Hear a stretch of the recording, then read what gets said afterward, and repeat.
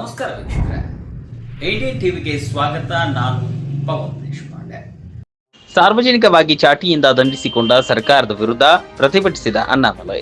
ತಮಿಳುನಾಡಿನ ಕೊಯಂಬತ್ತೂರು ಬಿಜೆಪಿ ಪಕ್ಷದ ಅಧ್ಯಕ್ಷ ಕೆ ಅಣ್ಣಾಮಲೈ ಅವರು ತಮ್ಮನ್ನು ತಾವು ಚಾಟಿಯಿಂದ ದಂಡಿಸಿಕೊಳ್ಳುವ ಮೂಲಕ ಎಂಕೆ ಸ್ಟಾಲಿನ್ ನೇತೃತ್ವದ ಡಿಎಂಕೆ ಸರ್ಕಾರದ ವಿರುದ್ಧ ಕೊಯಂಬತ್ತೂರಿನಲ್ಲಿ ವಿನೂತನವಾಗಿ ಪ್ರತಿಭಟನೆ ನಡೆಸಿ ಗಮನ ಸೆಳೆದಿದ್ದಾರೆ. ಚೆನ್ನೈನಲ್ಲಿರುವ ಅಣ್ಣಾ ವಿಶ್ವವಿದ್ಯಾಲಯದ ವಿದ್ಯಾರ್ಥಿನಿಯ ಮೇಲೆ ನಡೆದ ಲೈಂಗಿಕ ದೌರ್ಜನ್ಯ ಪ್ರಕರಣಕ್ಕೆ ಸಂಬಂಧಿಸಿದಂತೆ ಆರೋಪಿಯ ವಿರುದ್ಧ ಕಠಿಣ ಕ್ರಮ ಕೈಗೊಳ್ಳುವಂತೆ ಆಗ್ರಹಿಸಿ ಅಣ್ಣಾಮಲೈ ಅವರು ಪ್ರತಿಭಟನೆ ನಡೆಸಿದ್ದಾರೆ. ಕೊಯಂಬತ್ತೂರಿನ ತಮ್ಮ ನಿವಾಸದ ಎದುರು ಅಣ್ಣಾಮಲೈ ಅವರು ಈ ವಿನೂತನ ಪ್ರತಿಭಟನೆಯನ್ನು ನಡೆಸಿದ್ದಾರೆ. ಹಸಿರು ಪಂಚೆ ತೊಟ್ಟಿದ್ದ ಅಣ್ಣಾಮಲೈ ಶರ್ಟ್ ರಹಿತವಾಗಿ ತಮ್ಮ ಮೈ ಮೇಲೆ ಚಾಟಿಯಿಂದ ಹಲವು ಬಾರಿ ಬೀಸಿಕೊಂಡಿದ್ದಾರೆ. ಇದರ ಫೋಟೋ ವಿಡಿಯೋ ಸೋಷಿಯಲ್ ಮೀಡಿಯಾದಲ್ಲಿ ವೈರಲ್ ಆಗಿದೆ. ಅಣ್ಣಾ ವಿಶ್ವವಿದ್ಯಾಲಯದಲ್ಲಿ ನಡೆದ ಲೈಂಗಿಕ ದೌರ್ಜನ್ಯ ಪ್ರಕರಣ ಆರೋಪಿಯು ಆಡಳಿತಾರೂಢ ಡಿಎಂಕೆ ಪಕ್ಷದ ಕಾರ್ಯಕರ್ತನಾಗಿದ್ದಾನೆ.